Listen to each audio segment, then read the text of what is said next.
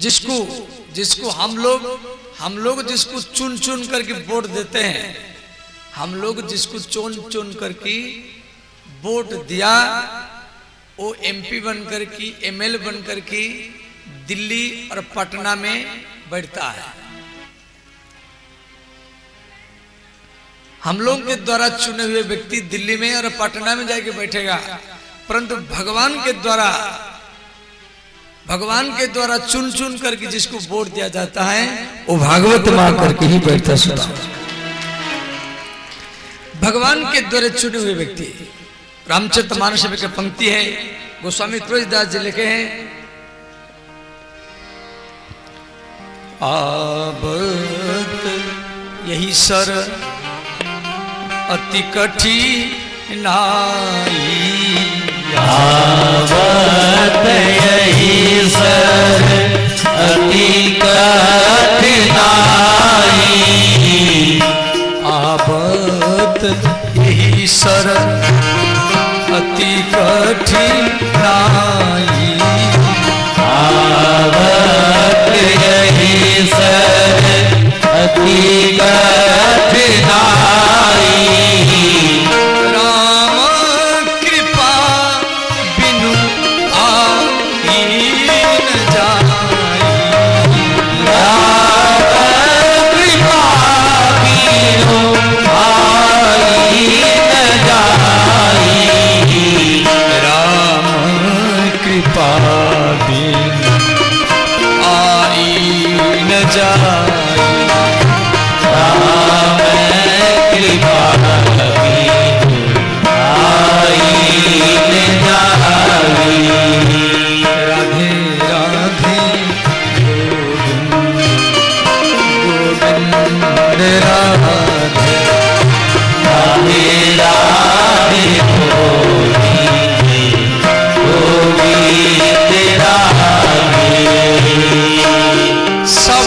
दोनों हाथ उठाकर गाइए, हर हर महादेव।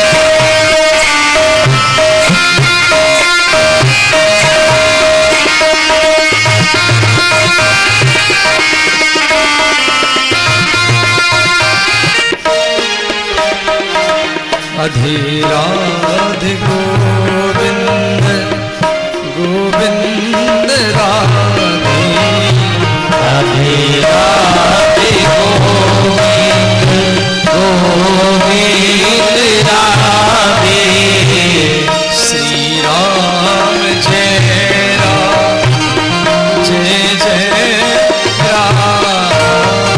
श्री राम जय राम जय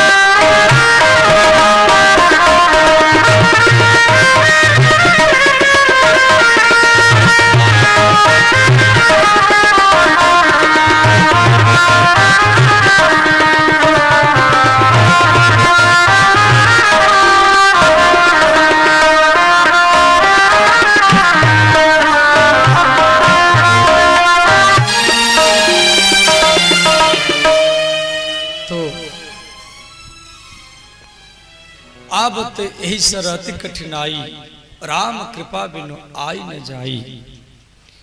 जिसको पर भगवान की कृपा हो उसी व्यक्ति का मन भागवत में ही लगता है। और इसी गरीब में घर द्वार के काम धंधा को छोड़ करके और आप यहाँ पर आए हैं, कोई 1 किलोमीटर से, कोई 2 किलोमीटर से, कोई स्त्री को छोड़ करके, कोई पति को छोड़ करके, कोई बच्चों को छोड़ करके, कोई भोजन को छोड़ करके, कोई दुकान बाजार को छोड़ करके, और आप भागवत पंडाल तक यहाँ पर आया है। और ये जो आपका श्रद्धा है और यही विश्वास है, आपको भगवान से मिला देगा सदा। और यही भगवान का कृपा है। क्यों? जब तक भगवान की कृपा नहीं होगी तब तक व्यक्ति का मन भागवत में नहीं लगेगा। पत्नी पास में है परंतु पत्नी साथ में नहीं जाएगी। पति भी पास में है, वो भी मरने के बाद में साथ में नहीं जाएगा। घर मकान बिल्डिंग ये भी साथ में नहीं जाएंगे। रुपया जमीन खेती गाड़ी ये भी साथ में नहीं जाएगा। जो शरीर को, जो देह को आप रोटी खिलाया, जल पिलाया, कपड़ा पहराया, नभाया, वो देह है, वो शरीर भी साथ में नहीं जाएगा। वहीं पर जल जाएगा, भस्म हो जाएगा। तो साथ में जाएगा क्या? आप भागवत में जितना समय देंगे और यही समय ही आपका साथ में जाएगा। भार्या गृहद्वारे जना श्मशाने धर्मानुगच्छन्ति गो जीव एक। आपका धर्म, आपका भक्ति, आपका ज्ञान, आपके संस्कार। कई व्यक्तियों का सोच है ना, जो व्यक्ति जब जन्म लेता है तो कुछ लेके नहीं आता है और मरता है तो कुछ लेके नहीं जाता है। नहीं, ये भूल है। जन्म लेते समय लेके आता है और मरते समय लेके जाता है। क्या? कपड़ा रुपया ये सब नहीं, जमीन बिल्डिंग ये सब नहीं जाएगा। जाएगा क्या? आपका भक्ति, आपका ज्ञान, आपकी वैराग्य जो आप भागवत से प्राप्त किया, जो सत्संग से प्राप्त किया, जो गुरुजनों के पास में बैठ करके प्राप्त किया, जो बुढ़ानाथ मंदिर में जाकर के अब पूजा किया, जो गंगा में जाकर के माघ पूर्णिमा में नहाया, ये आपका जो संस्कार, ये आपका जो सत्कर्म, ये नष्ट नहीं होगा। शरीर नष्ट हो जाएगा परंतु धर्मानुगच्छन्ति गो जीव एक। आपका धर्म, आपका संस्कार आपके साथ में जाएगा और इसी के संस्कार, इसी कर्म के अनुसार आपको अगला शरीर मिलेगा। यदि हम अच्छा कर्म करेंगे तो अच्छा घर में जन्म मिलेगा, अच्छा माता पिता मिलेंगे, अच्छा परिवेश मिलेगा। यदि हम गलत कर्म करेंगे तो भगवान हमको लंगड़ा भी बना सकते हैं, गूंगा भी बना सकते हैं, अंधे भी बना सकते हैं, विकलांग भी बना सकते हैं। तो इसीलिए हम श्रीमद् भागवत में हमको समय देना है। धर्मानुगच्छन्ति गो जीव एक। तो श्रीमद् भागवत में 335 अध्याय है, 12 स्कंद है और 18,000 श्लोक है। प्रथम स्कंद में 19 अध्याय है, ये अधिकार लीला है। दूसरा स्कंद 10 अध्याय का है, ये साधना लीला है। तीसरा स्कंद 33 अध्याय का है, ये स्वर्ग लीला है। चतुर्थ स्कंद 31 अध्याय का है, ये विसर्ग लीला है। पंचम स्कंद जो है ये 26 अध्याय का है, स्थान लीला है। छठवां स्कंद ये श्री पोषण लीला है और ये 19 अध्याय का है। सप्तम स्कंद 15 अध्याय का है, ये वासना लीला है। अष्टम स्कंद मनवंतर लीला, ये 24 अध्याय का है। नवम स्कंद वो भी 24 अध्याय का है, ये भी ईशानु कथा लीला। दसम स्कंद 90 अध्याय का है, ये निरोध लीला है। 11वां स्कंद 31 अध्याय का है, ये मुक्ति लीला है। और 12वां स्कंद 13 अध्याय का है, ये आश्रय लीला है। तो ये टोटल 12 स्कंद है और इसका मूल मंत्र है ओम नमो भगवते वासुदेवाय। ये 12 अक्षर का मंत्र है। ओम नमो भगवते वासुदेवाय, ये 12 अक्षर का मंत्र है। और एक एक अक्षर को प्रतिपादन करने के लिए भगवान वेद व्यास के द्वारा एक एक स्कंद रचना किया गया। तो 12 अक्षर के लिए 12 स्कंद। भागवत ही कृष्ण है और कृष्ण ही भागवत है। भागवत और कृष्ण में, भागवत और भगवान में कोई भी अंतर नहीं है। मुख्य जजमान अपने मस्तक में भागवत को रख करके और संपूर्ण नगर में भरी धूप में घूमते हुए और यहाँ पर स्थापन किए। तो भागवत देखो, शास्त्र में भगवान के 8 प्रकार के मूर्तियों का वर्णन है। मूर्ति भी 8 प्रकार के है। पहले है मिट्टी का, जैसे दुर्गा पूजा में लार ला करके, मिट्टी ला करके देवी मैया का मूर्ति बनाते हैं। फिर डेंटिंग पेंटिंग करते, ब्राह्मण के द्वारा प्राण प्रतिष्ठा करते, पूजा करते हैं, फिर विसर्जन कर देते हैं। ये हो गया मिट्टी का मूर्ति। दूसरा है पत्थर का। बगल में कई मंदिर हैं जहां पर भगवान महादेव पिंडी पत्थर का है। नंदी है, गणेश है, कार्तिकेय है, सीताराम है, ग्रेनाइट पत्थर है या मार्बल पत्थर है। ये दूसरा। तीसरा मूर्ति है अष्ट धातु का, जैसे हमारे ये गोपाल जी है, वृंदावन बिहारी जी जो व्यास गद्दी में विराजमान है, ये अष्ट धातु में बना हुआ है। चौथा है चित्र का। सीताराम जी का चित्रपट या राधा कृष्ण का, शिव पार्वती का हो, विश्वकर्मा का हो, जो चित्र कागज का हो या कपड़ा का हो, प्लास्टिक का हो। और पांचवा है बालू का। बालू का भी मूर्ति बनता है। आपको तो अनुभव होगा या नहीं होगा। जो समुद्र के किनारे में जितना एरिया है, जैसे बंगाल है, उड़ीसा भी समुद्री किनारे में, केरल है, उधर गुजरात है, महाराष्ट्र, तो शाम के टाइम में वहाँ समुद्र के बालू में से मूर्ति बना जाता है। बहुत सुंदर सुंदर बनाते हैं, दर्शन लोग करते हैं, पूजा करते हैं। या आप अपने घर में जो पिंडदान करते हैं तो उस समय ब्राह्मण देव बालू में मूर्ति बनाते हैं और विसर्जन कर देते हैं। छठवां है मनोमयी। आप मन में ध्यान कर लिया, भगवान शिव पार्वती हो, सीताराम हो, राधा कृष्ण हो, सब एक है, इसमें कोई अंतर नहीं है। मन में कभी अलग भेदभाव नहीं रख रहा है, तो इसको बोलते मानसिक मूर्ति। और सातवां है लकड़ी का। लकड़ी का भी मूर्ति बनता है। जैसे उड़ीसा में जगन्नाथ भगवान है, वो नीम के लकड़ी में बना हुआ है। जब डबल आषाढ़ महीना होगा, 2 आषाढ़ महीना होगा,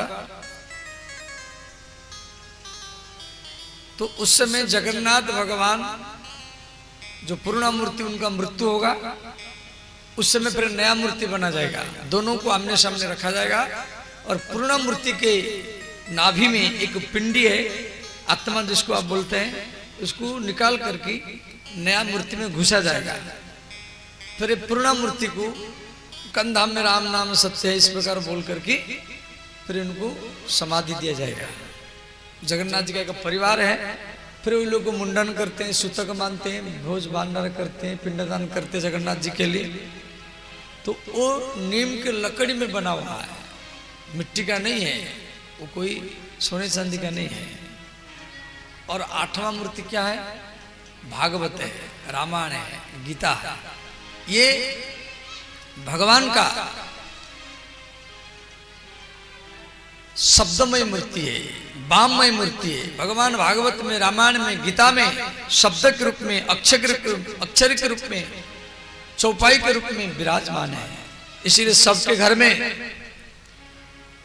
भागवत, रामायण, गीता होना चाहिए। देखो, जिसके घर में भागवत है या रामायण है या गीता, कोई ना कोई तो ग्रंथ होना ही चाहिए, तो भगवान है। और कई व्यक्ति हैं एक दिन में 50-50, 100-100 रुपया के मदिरा पी की उड़ा देते हैं, परंतु एक गीता 10 रुपया मिलता नहीं रखते हैं। बीड़ी सिगरेट पी के बिता देते हैं। इसलिए बीड़ी सिगरेट मदिरा को अपनाएंगे तो अस्पताल में जाएंगे, डॉक्टर के पास जाएंगे, और भागवत, रामायण, गीता को अपनाएंगे तो भगवान की गोदी में जाकर के ही बैठेंगे। और चुनाव आपके हाथ में है, आप किसको अपनाते हैं।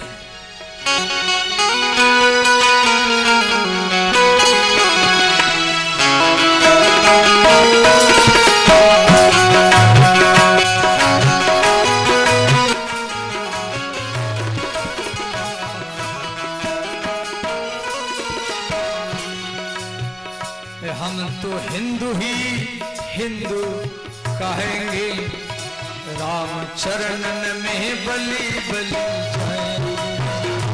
हम हिंदू ही हिंदू कहाएंगे, राम चरणन में बलि बलि जाएंगे। हम तो हिंदू ही हिंदू कहेंगे, राम चरणन में बलि बलि जाएंगे। हम तो हिंदू ही हिंदू कहाएंगे, राम चरणन में बलि बलि जाएंगे। और हिंदू का पहचान क्या है? भागवत हो या रामायण हो या गीता हो, कोई ना कोई ग्रंथ तो होना चाहिए। गीता, रामायण, भागवत वाचेंगे हम, गीता, रामायण, भागवत पाठेंगे हम। गीता, रामायण, भागवत वाचेंगे हम। गीता, रामायण, भागवत पाठेंगे हम। और हिंदू का पहचान है अपने आंगन में तुलसी होना चाहिए। तुलसी आंगन के घर के रखवारी है। सबके घर में, आंगन में एक तुलसी होना चाहिए। तुलसी कौन है? स्वयं भगवती लक्ष्मी है। जहां तुलसी है वही वृंदावन है। तुलसी माने क्या? वृंदा, वो तुलसी का वन है। वृंदावन नाम तो इसलिए पड़ा, वृंदावन में जैसे बिहार में किसान लोग को मकई का खेती करता है, गेहूं का, धान का खेती करता है, केला की खेती करता है, ऐसे वृंदावन के किसान लोग वो भी मकई, धान, गेहूं करते हैं, परंतु उसके साथ में 1 कट्ठा, 2 कट्ठा, 5 कट्ठा वो तुलसी का खेती करेगा। वहां का एक परंपरा है, वो धान, गेहूं, मकई के साथ में 1 कट्ठा, 2 कट्ठा तुलसी का खेती करेगा। हमें एक बार पूछे कि भैया आप तुलसी का खेती से क्या फायदा होता है? उनका ये सोच है, जे बिहार, बंगाल, उत्तर प्रदेश, पंजाब, हरियाणा, गुजरात के किसान लोग गेहूं, धान या केला, लीची, आम की पैदा करके सारा भारत में आटा, दाल, चावल पहुंचाते हैं। और हाँ, वृंदावन के किसान लोग तुलसी का खेती करके कंठी माला बनाते हैं और सबको कंठी पहरा करके सबको वैष्णव बनाते हैं, राधा कृष्ण के भक्त बनाते हैं। अपने आंगन में तुलसी लगाएंगे हम, अपने आंगन में तुलसी लगाएंगे हम। अपने आंगन में तुलसी लगाएंगे हम, अपने आंगन में तुलसी लगाएंगे हम। और हिंदू का पहचान है सबके घर में गंगा जल होना चाहिए। नित्य यमुना और गंगा नहाएंगे, राम चरण में बलि बलि।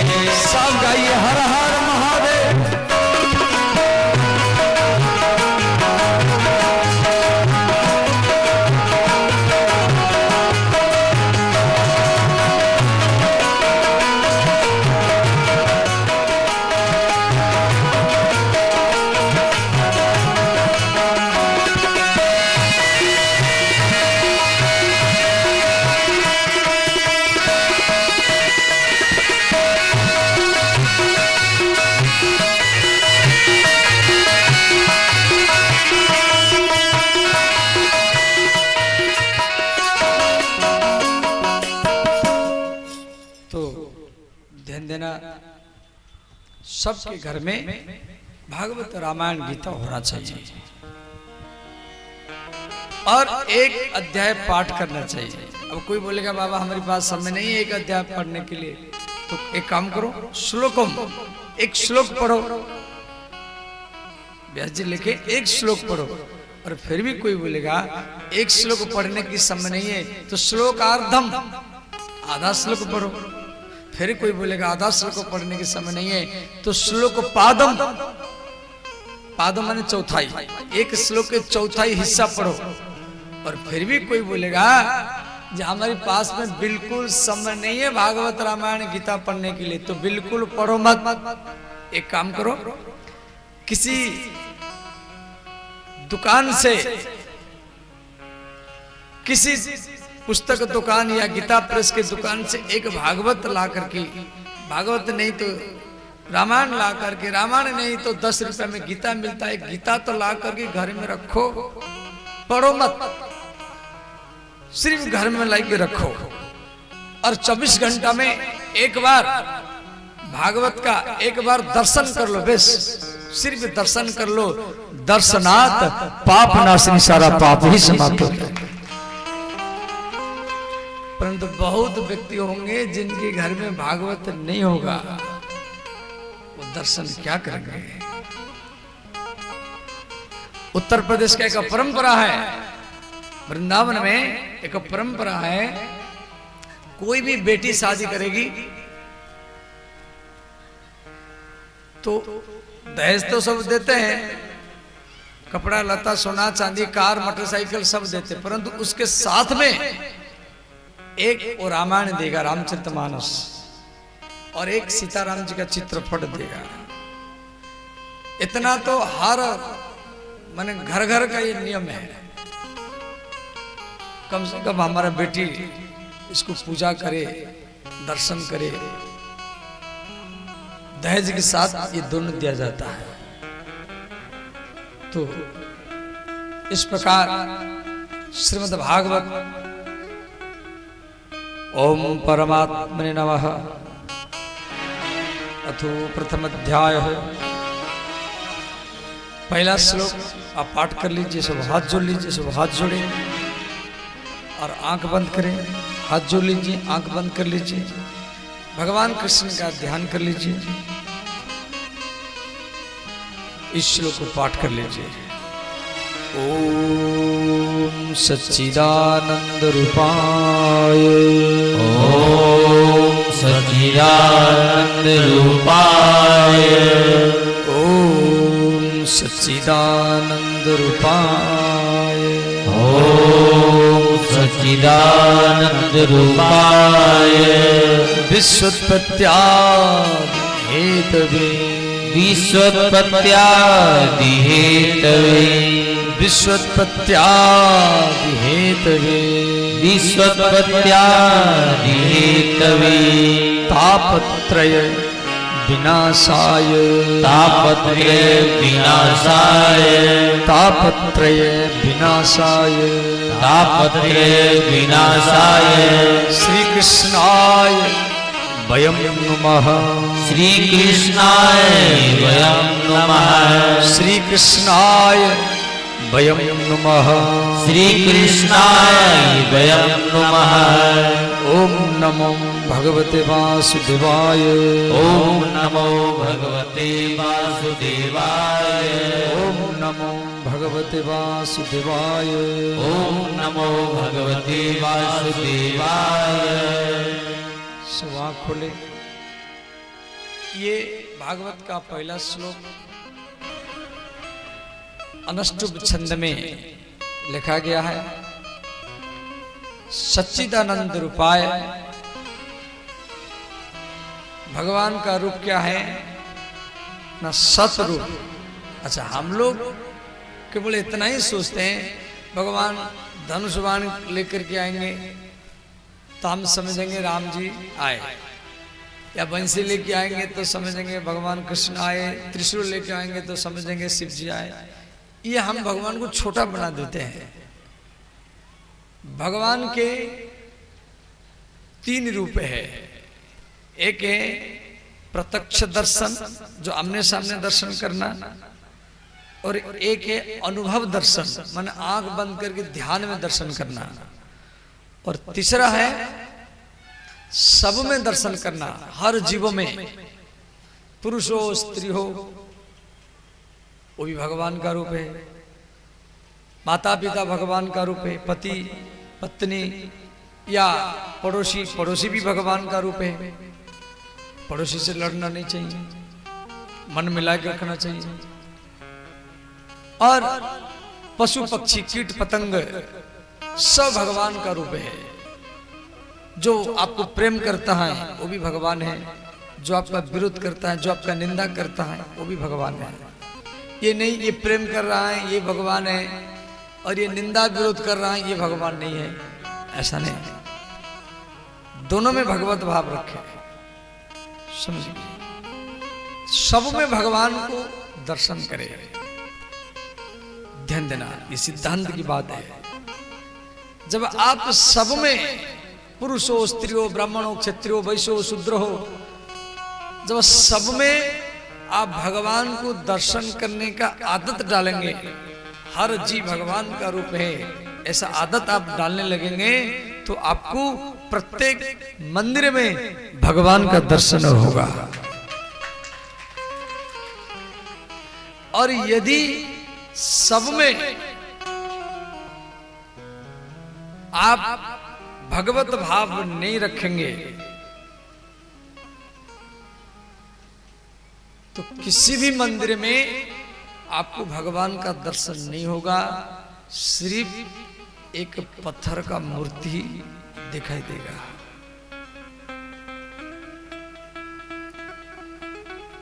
इसीलिए ये तीन प्रकार, भक्त भी तीन प्रकार के होते हैं। भागवत के एकादश स्कंद में दिया गया है, एक है साधारण भक्त, एक है मध्यम भक्त, और एक है उत्तम भक्त। साधारण, मध्यम और उत्तम, तो तीनों प्रकार के भक्तों का लक्षण क्या है?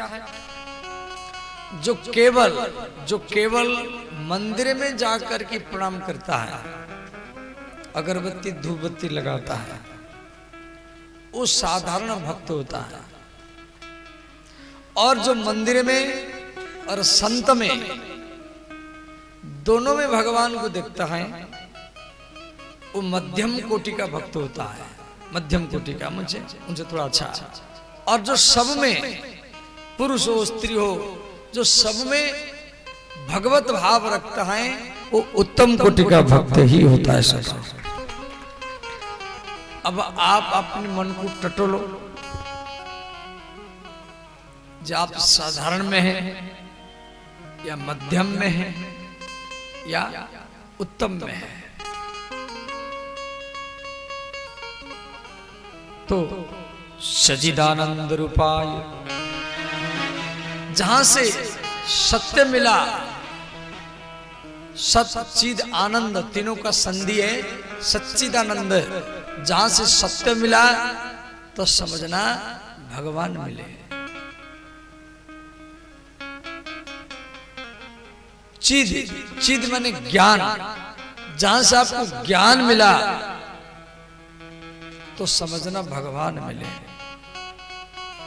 और आनंद, जहां से आपको आनंद मिला तो समझना भगवान मिले। इसलिए सबको सच बोलना है, और मीठा भी बोलना है। सच बोलो, मधुर बोलो, मीठा बोलो, और कम बोलो।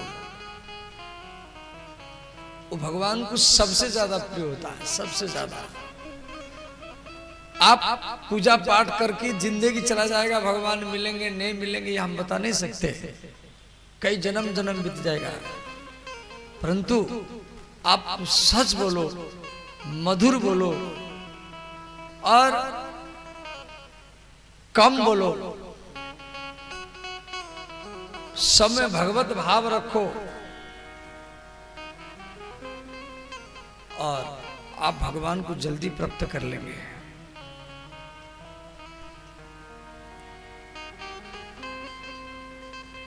झूठ नहीं बोल रहा है, मिथ्या नहीं बोल रहा है। मिथ्या का अर्थ क्या है? मिथ्या का अर्थ है छुपा हुआ सत्य का नाम ही मिथ्या है। मिथ्या में सत्य छुपा हुआ रहता है, वो समय पर निकलेगा। तो भागवत धर्म कह रहा है सच बोलना, मीठा बोलना, कम बोलना। आपके परिवार में वो व्यक्ति अच्छा लगता है सब।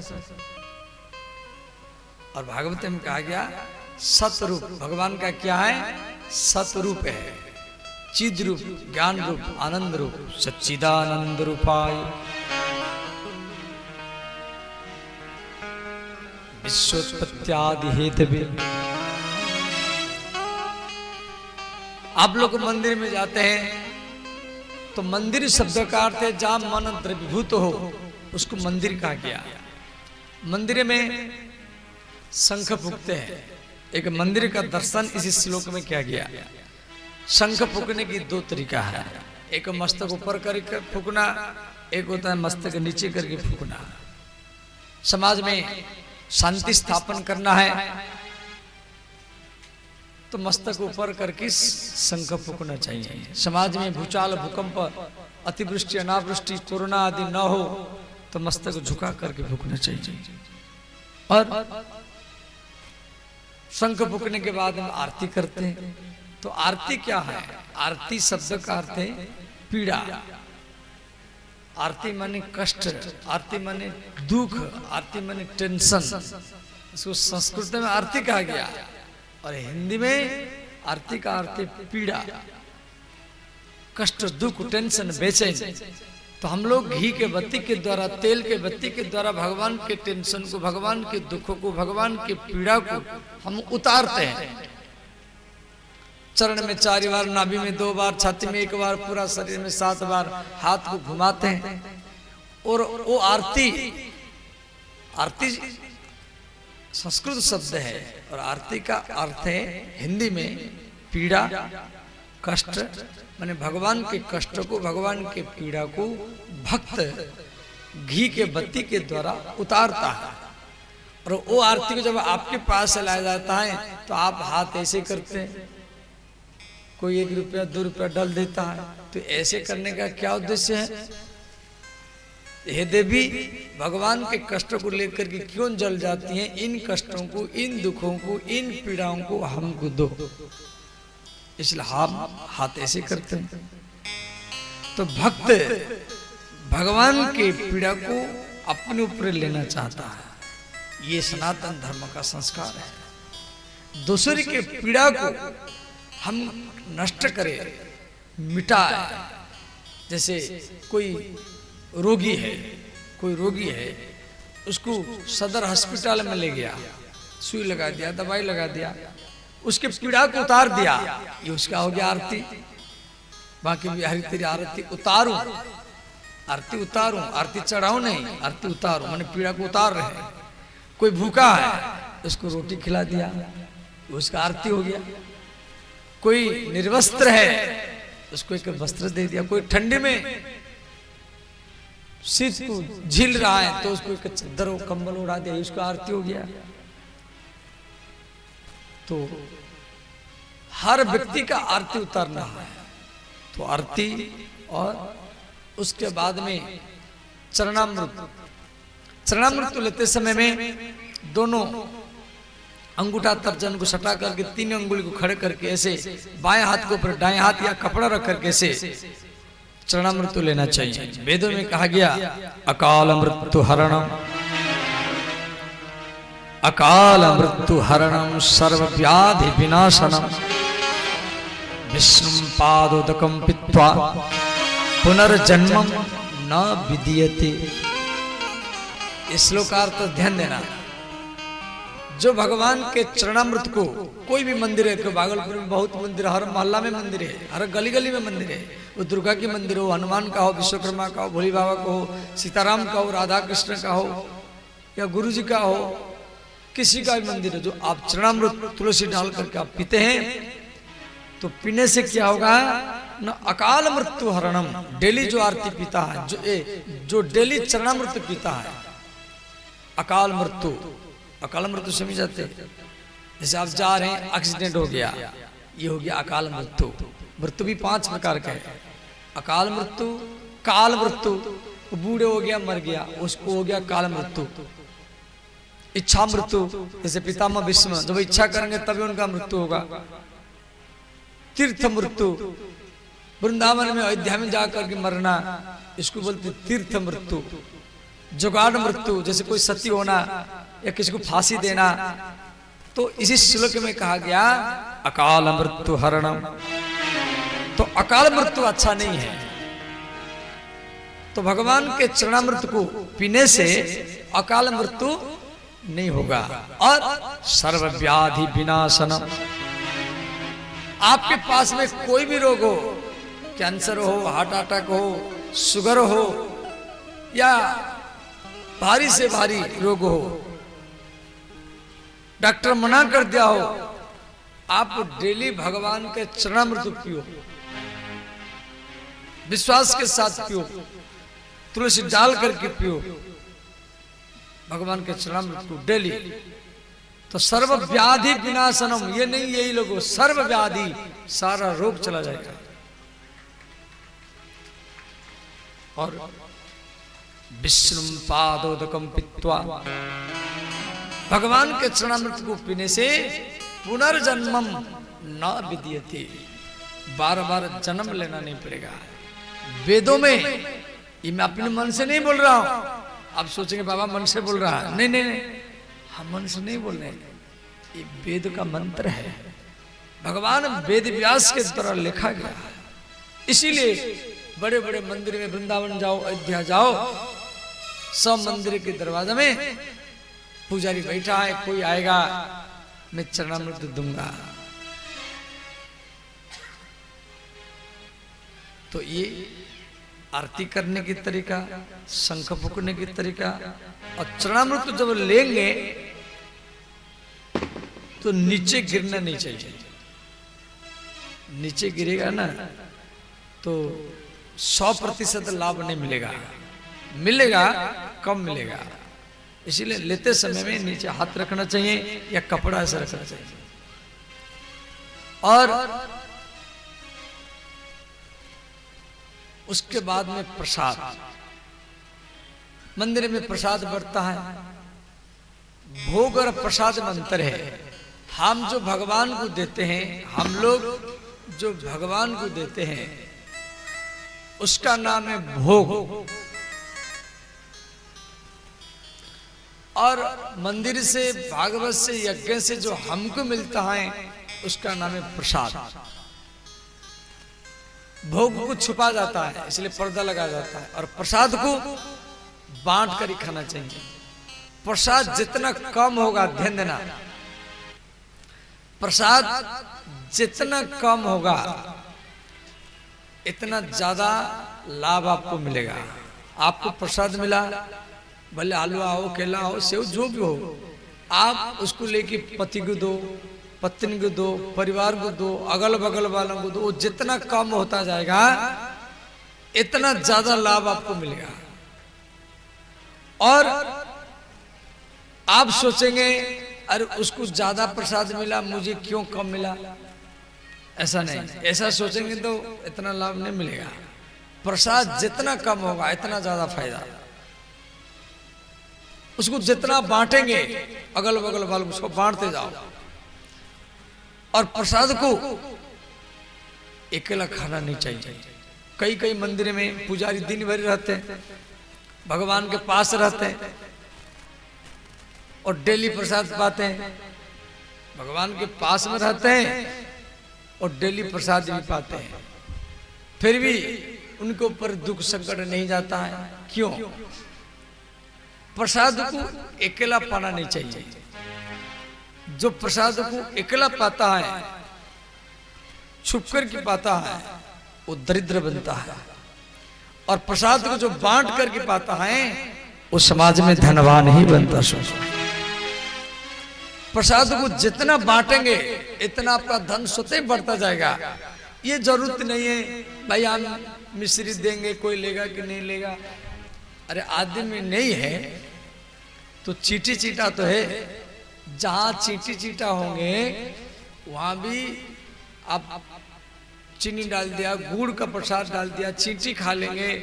एक आदमी का आशीर्वाद जितना काम करेगा, एक चींटी या एक कुत्ता बिल्ली खाएगा और वो चींटी का आशीर्वाद भी आपको भगवान से ही मिला देगा सदा। इसलिए प्रसाद को बांट करके खाना चाहिए। तो श्री भगवान के सामने व्यक्ति जब जाता है तो अनंत जन्म से किया हुआ पाप उसी समय में नष्ट हो जाता है। रामचरितमानस में दिया गया है,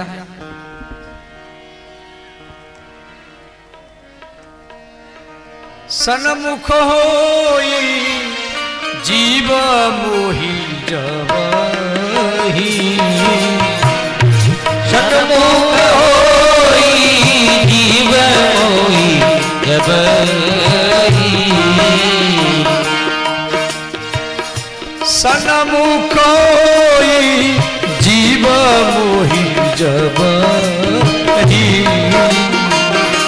सन्मुख होई जीव मोहि जबहि,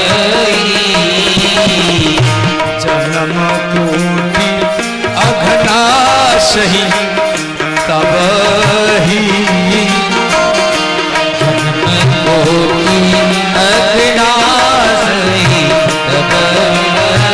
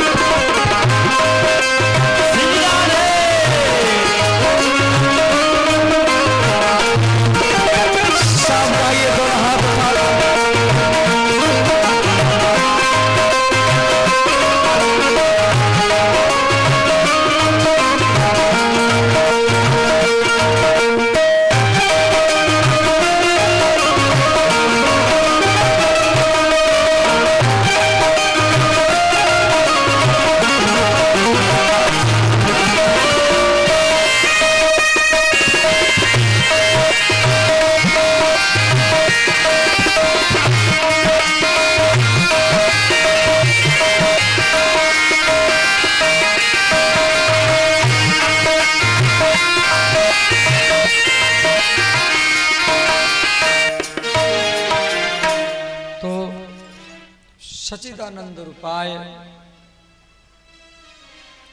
विश्वोत्पत्त्यादि हेतवे, विश्व का पालन करना, सृष्टि करना और संहार करना, तीनों कारण भगवान है। और तापत्र विनाशाय श्री कृष्णाय वयम नमः। भगवान के सामने जाकर के हम एक प्रणाम कर लेंगे। प्रणाम कई तरीका से, केवल ऐसे हाथ जोड़ कर के भागने से नहीं होगा। प्रणाम मन से करना पड़ेगा, बुद्धि से करेंगे, प्रणाम इंद्रियों से करेंगे, प्रणाम विवेक से करेंगे, प्रणाम शरीर से करेंगे। हम लोग तो प्रणाम तो कर देते हैं, परंतु मन से प्रणाम नहीं करते, बुद्धि से, इंद्रियों से, विवेक से। जो चारों इंद्रियों से आप प्रणाम करेंगे, एक प्रणाम पर्याप्त है, एक ही प्रणाम पर्याप्त है। ये नहीं जब हम जाएंगे मंदिर में तो भगवान सुनेंगे, ऐसा बात नहीं। आप यहीं बैठे करें, जहां पे आप रहते, जिस कमरा में रहते हैं उसी कमरा में आप बैठ करके, लेट करके एक बार आप प्रणाम कर देंगे, वहीं पे उसी कमरा में बैठ करके, तो वही प्रणाम श्री बूढ़ानाथ भगवान के पास वहीं पहुंच जाएगा सदा। और कई व्यक्ति बूढ़ानाथ मंदिर में भी है और वहां प्रणाम करते, फिर मन उनका दुकान में, संसार में, विषय में घूम रहा है। प्रणाम कर रहे मंदिर में, मन इधर उधर घूम रहा है, तो फिर वो प्रणाम से तो अच्छा है वो घर में रह कर के प्रणाम कर ले। तो इस प्रकार आपका एक प्रणाम तापत्र विनाशाय श्री कृष्णाय वयम नमः, आपका एक प्रणाम सारा ताप को नष्ट कर लेगा। तापत्र विनाशाय श्री कृष्णाय वयम नमः। श्री गोलोक धाम में, गोलोक जो गो माता के नाम पर बनाया गया, हमारी सनातन धर्म में गैया है। गो माता के शरीर में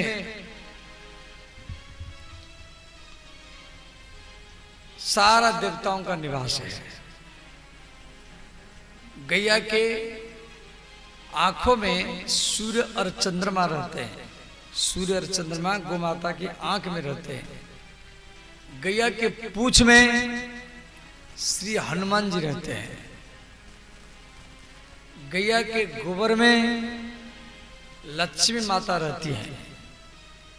गैया के मूत्र में गंगा माता रहती है। गैया के चारों चरण में ऋग्वेद, यजुर्वेद, सामवेद, अथर्ववेद। गैया के स्तन में अमृत सागर है। गैया के सिंग में राहु और केतु है। आंखों में सूर्य चंद्रमा है। कान में अश्विन कुमार, देवतांग डॉक्टर अश्विन कुमार। और गैया के दोनों नाक के बीच में भगवान महादेव रहते हैं। पृष्ठभाग में भगवान ब्रह्मा विष्णु, उदर में अग्निदेव वरुण देव, मैंने सारा देवता गो माता के शरीर में रहते हैं। इसीलिए आप सारा देवताओं को अलग अलग पूजा करो, भोग लगाओ, आरती करो, जितना लाभ मिलेगा। और अपना घर का पहला रोटी, प्रथम रोटी किसी गो माता को खिला दो तो सारा देवताओं का ही पूजा हो गया। सुधा अब इतना देवता हो जाएगी, कहाँ कहाँ पूजा करेंगे आप। गैया को प्रणाम कर लिया, सारे देवताओं का प्रणाम हो गया। गैया को अब परिक्रमा कर लिया तो सारा देवताओं का परिक्रमा हो गया। इसलिए भगवान कृष्ण को गैया अति प्रिय है। तो उसी गो माता के नाम पर वैकुंठ से ऊपर गैया के नाम पर एक लोक बना गया जिसका नाम है गोलोक। जैसे चंद्रलोक, जहाँ चंद्रमा है, सूर्य लोक जहाँ सूर्य है, और चंद्रमा के किरण से 2 लाख योजन पर बुध ग्रह है, फिर उससे 2 लाख योजन पर शुक्र तारा है, उससे 2 लाख योजन पर श्री मंगल ग्रह है, उससे 2 लाख योजन पर बृहस्पति है, उससे 2 लाख योजन पर श्री शनि लोग जहाँ शनिदेव रहते हैं, उससे 11 लाख योजनों पर ऋषि लोग जहाँ पर कश्यप आदि देवता रहते हैं, ऋषि मुनि, उससे 13 लाख योजनों पर श्री ध्रुवलोक है जहाँ ध्रुव तारा है, रात में दिखाई देता है, और फिर उसके ऊपर श्री वैकुंठ लोक है जहाँ भगवान लक्ष्मी नारायण रहते हैं, और फिर उससे ऊपर गोलोक है, वैकुंठ से ऊपर गोलोक है जो गो माता के नाम पर बनाया गया है, और वहां पर भगवान श्री राधा कृष्ण ही रहते हैं। तो उसी गोलोक में एक सुगा है, कौन है ना, सुखदेव, जो भागवत के मूल वक्ता सुखदेव, वो पहले गोलोक धाम में राधा रानी के पालतू सुगा थे। राधा रानी उनको गोदी में बैठा करके भागवत के 18,000 श्लोक रटाई और बोली, आप पृथ्वी पर जाओ, भागवत धर्म का प्रचार करो। तो वही राधा रानी का पालतू सुगा अमरनाथ गुफा में एक दूसरी सुगी के गर्भ से अंडा के रूप में जन्म लिया। इधर भगवान शिव कैलाश में नहीं थे, माता पार्वती अकेली बैठी थी, वहां पर नारद जी आए। नारद जी पार्वती को बोले, देवी भगवान शिव कहाँ गए? पार्वती बोली, कहाँ गए? तो बोल के नहीं गए। नारद जी बोला, अच्छा बताओ, भगवान महादेव के गला में जो मस्तक है, खोपड़ी, वो किसका है? पार्वती माता बोली, तो मैं बता नहीं सकती। नारद जी बोले, आज भगवान महादेव आएंगे तो पहले प्रश्न करना है। इतना कह करके नारद जी चले गए। भगवान शिव आए तो माता पार्वती हाथ जोड़ करके प्रश्न किया, हे नाथ, आपके गला में जो खोपड़ी है, मस्तक है, वो किसका है? भगवान शिव बोले, ऐसा प्रश्न तो आज तक आप कभी नहीं किया। क्या यहाँ पर नारद जी आए थे? पार्वती माता बोले, और नारद जी आए थे। तो शिव जी बोले, देखो, हमारी गला में जो मस्तक है वो सब आपकी है। पार्वती माता बोली, मेरे मस्तक आप क्यों धारण करते हैं? शिव जी बोले, देखो, जब आपका मृत्यु होता है, आपके प्रेम के कारण आपके मस्तक को मैं गला में धारण करता हूं, और मेरा मृत्यु होता नहीं है, मैं मृत्युंजय हूं। भगवान शिव तो मृत्युंजय, उनका मृत्यु होता नहीं है।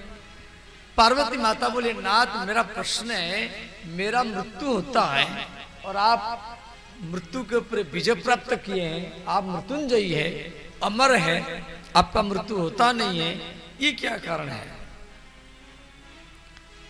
शिव जी बोले, देखो, हमारे पास में अमर कथा है, जिस कथा को सुनने के बाद में व्यक्ति मरता नहीं है, वो कथा मेरे पास है।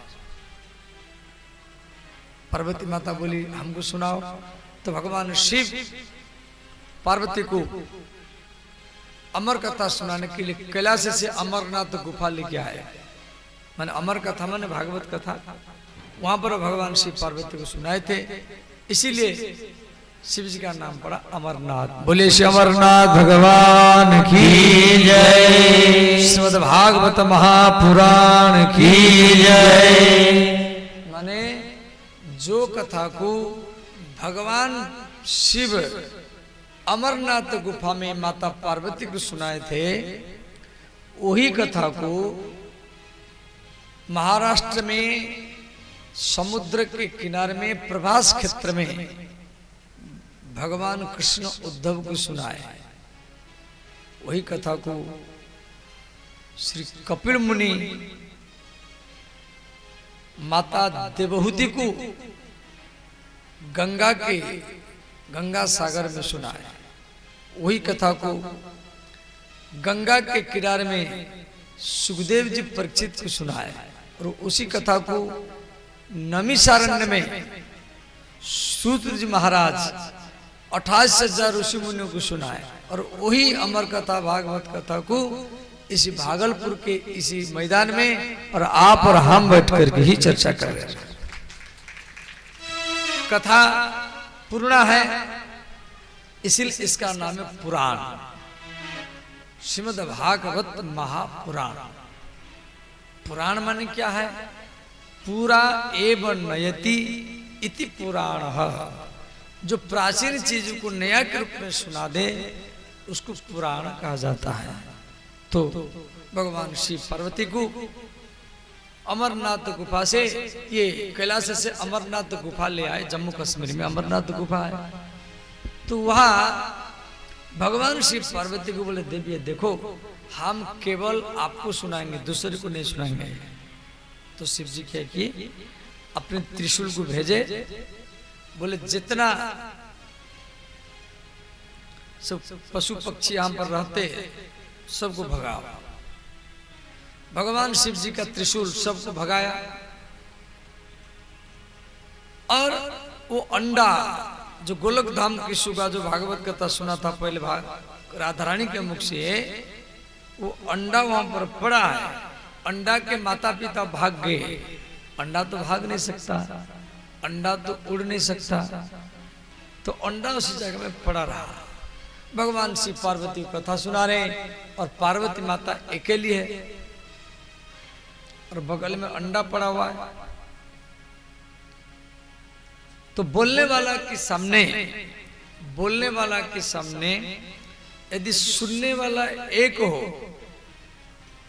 बोलने वाला के सामने यदि सुनने वाला एक हो, तो वहां पर ये पंडाल, माइक, जनरेटर ये सब लगाना नहीं चाहिए। क्यों? सुनने वाला एक है तो दीपक जला करके कथा हो जाएगा। परंतु सुनने वाला को बीच बीच में हुंकार भरना पड़ेगा। जैसे बोलने वाला बोलेगा तो सुनने वाला को बोलना पड़ेगा हूं, बीच बीच में हूं, ऐसे बोलना पड़ेगा। तब सुनने बोलने वाला को मन लगेगा, हाँ सुनने वाला सुन रहा है। और यदि बोलने वाला के सामने सुनने वाला ज्यादा हो, तो वहां पर हुंकार भरना मना है। जैसे हम बोल रहे हैं और आप सुन रहे हैं, अब बहुत व्यक्ति है, हम अकेले, और आप सब मिलकर के बोलेंगे हूं, तो अच्छा नहीं लगेगा। तो वहां पर माइक लगाना पड़ेगा। यदि एक व्यक्ति है तो माइक लगाना नहीं पड़ेगा। यदि ज्यादा व्यक्ति है तो सबके कान तक आवाज कैसे जाएगा?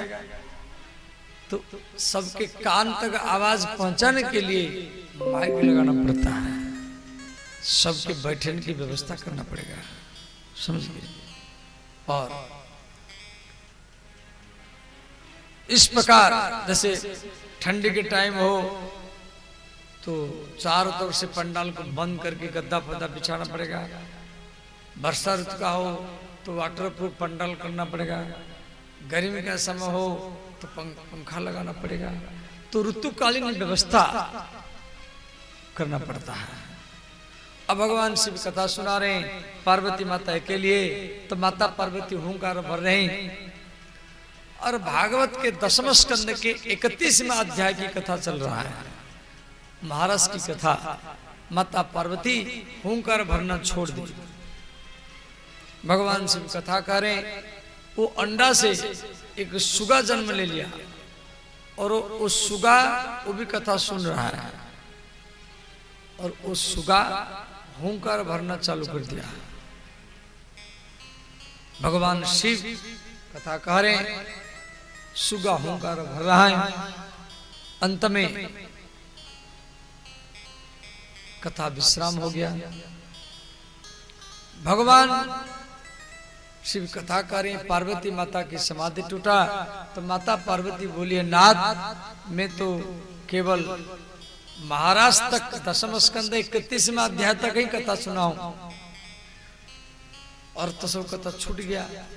भगवान बोले मैं सारा भागवत कथा सुना दिया, 11वां स्कंद 12वां स्कंद सब सुना दिया, तो हुंकार कौन भर रहा था? भगवान शिव देखे बट वृक्ष के ऊपर एक सुगा बैठा है।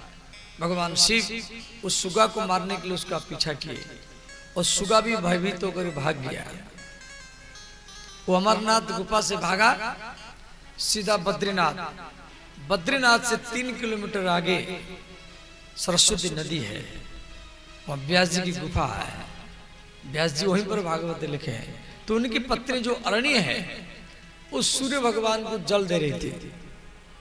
भगवान सूर्य जो प्रत्यक्ष भगवान है, जो व्यक्ति को दिखाई देता है, इसलिए सूर्य को ओर खड़े होकर के मलमूत्र कुल्ला दांतुन ये सब करना नहीं चाहिए। जो सूर्य भगवान को ओर खड़े होकर के मलमूत्र कुल्ला दांतुन करता है वो कोई ना कोई बीमार में पड़ता है। और सूर्य को ओर खड़े होकर के अर्पण तर्पण पूजा पाठ समर्पण यज्ञ हवन करने से आप निरोग रहेंगे, आपका धन भी बढ़ेगा। तो ये सूर्य भगवान को जल दे रही थी। इस सुगा ने क्या किया, छोटा सा रूप बना करके उसके मुख में चला गया। व्यास जी की पत्नी तो व्यास जी के पास आ गई। तो शिव जी बोले, व्यास आपके पत्नी के गर्भ में हमारे शत्रु, इसको निकालो, हम मारेंगे। तो व्यास जी बोले, क्यों? शिव जी बोले, हम अमरनाथ गुफा में अमर कथा सुना रहे थे, छुप करके सुना है। तो व्यास जी बोले, अमर कथा सुना तो अमर हो गया, ये तो मरेगा नहीं। देखिए है कौन? भगवान शिव ध्यान में देखे, ये गोलोक धाम का सुगा है, राधा रानी का पालतू सुगा, ये पृथ्वी पर आया है भागवत धर्म का प्रचार करने के लिए। तो सुखदेव जी माँ के घर में 12 वर्ष तक रहे। 12 वर्ष तक। 12 वर्ष के बाद में आकाशवाणी हुआ तो सुखदेव जी जन्म लिए। बोलिए सुखदेव भगवान की जय, श्री व्यास नंदन भगवान की जय। साधारण तो कोई बालक जन्म लेने के बाद रोता है, परंतु सुखदेव जी जन्म लेने के बाद में अपने हाथ में नाभि नाड़ी को काट दिए और जंगल की ओर भागे। तो जंगल की ओर जा रहे हैं। यम प्रवजंतम अनुपीत अपीत कृत्यम दैपायनो विरह का तर आजुहाव। पीछे पीछे व्यास जी जा रहे हैं। हे पुत्र, हे पुत्र, हे पुत्र, जो माँ आपको 12 वर्ष तक घर में धारण किया, कम से कम अपनी माँ को तो मुख दिखाओ। फिर भी सुखदेव जी मुख नहीं घुमाए।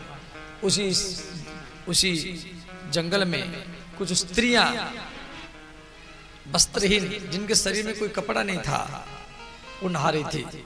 और सुखदेव जी वस्त्रहीन है, उनके शरीर में कोई कपड़ा नहीं है। को जन्म लेने के बाद में भागे। तो सुखदेव जी को देख करके वो स्त्रियां जल के भीतर से बाहर आ गई। और सुखदेव जी बड़े सुंदर हैं, श्यामल वर्ण है, घुंघरारी केस और मात्र 12 वर्ष के। अब पीछे पीछे व्यास जी आ रहे हैं। तो व्यास जी को देख करके वो स्त्रियां जल के भीतर में चली गई। तो व्यास जी बोले, देवियों, मेरा पुत्र सुखदेव, जिसको देख करके आप जल के भीतर से तो बाहर आ गए, और मैं को बूढ़े व्यक्ति हूं, मुझे देख करके जल के भीतर क्यों चली गई? तो वो सब स्त्रियां बोली, आपका पुत्र जो सुखदेव है, उसके अंदर में स्त्री पुरुष का भेद ज्ञान मालूम नहीं है। स्त्री कैसी होती है, पुरुष कैसा होता है, इस बात का उसको जानकार नहीं है। इसीलिए उसको देखने के बाद में हमारी मन का विकार चला गया, परंतु आपको देखने के बाद में हमारी मन में विकार आ गया, इसलिए हम जल के भीतर में चले आए। ओ सुखदेव, उसी जंगल में जितना वृक्ष लता थे, प्रत्येक वृक्षों से, फल से आवाज आ रहा है, सुकोहम सुकोहम सुकोहम सुकोहम तम सर्वभूत हृदय मुनिमान तस्मै। तो दूसरे पहला श्लोक में भगवान कृष्ण को वंदना किया गया, दूसरे श्लोक में श्री सुखदेव जी को वंदना किया है। बोले सुखदेव भगवान की जय। हरि शरणम हरि शरणम हरि शरणम हरि शरणम हरि शरणम हरि शरणम हरि शरणम हरि शरणम हरि शरणम हरि शरणम हरि शरणम हरि शरणम हरि शरणम हरि शरणम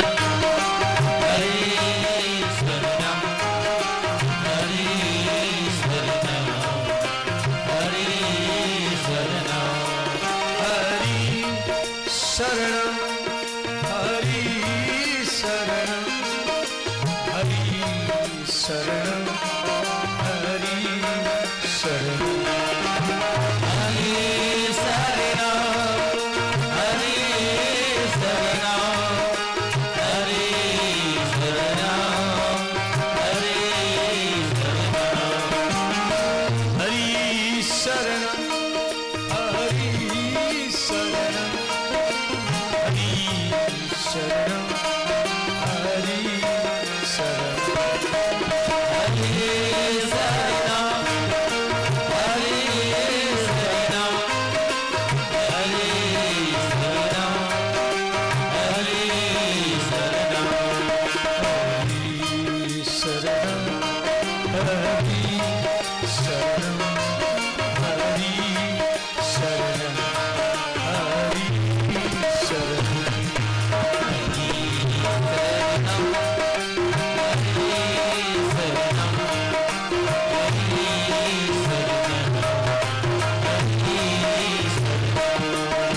सब गाइए, दोनों हाथ उठा करके गाइए।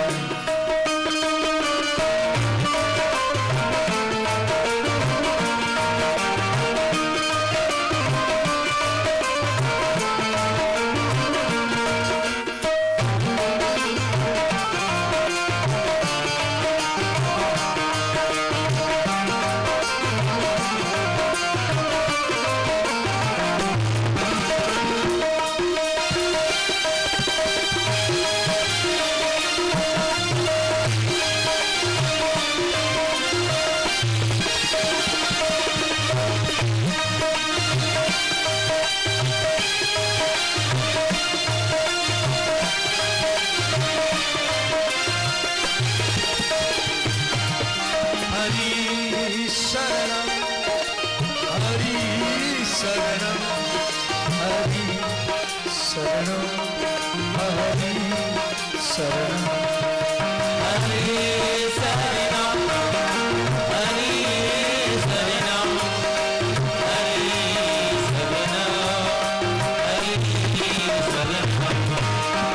हरि शरणं हरि शरणं हरि शरणं हरि शरणं हरि शरणं हरि शरणं हरि शरणं हरि शरणं हरि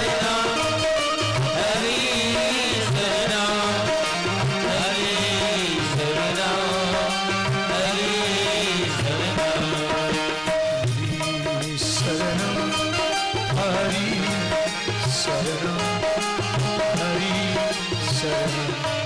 हरि शरणं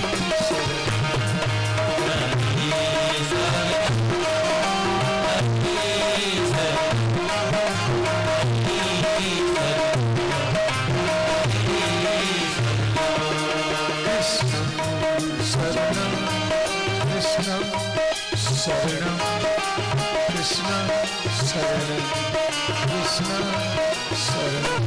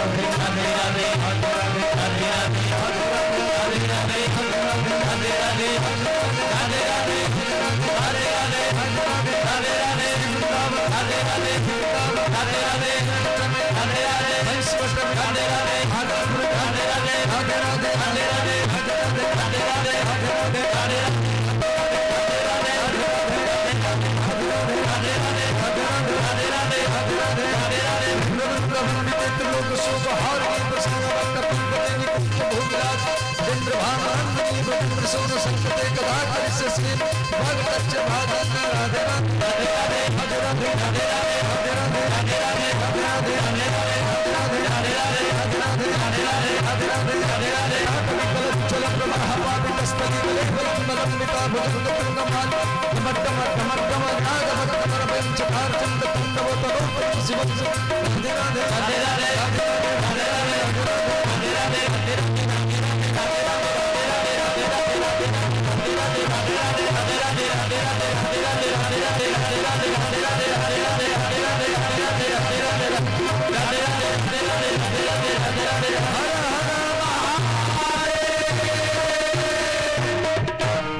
हरि शरणम हरि शरणम हरि शरणम हरि शरणम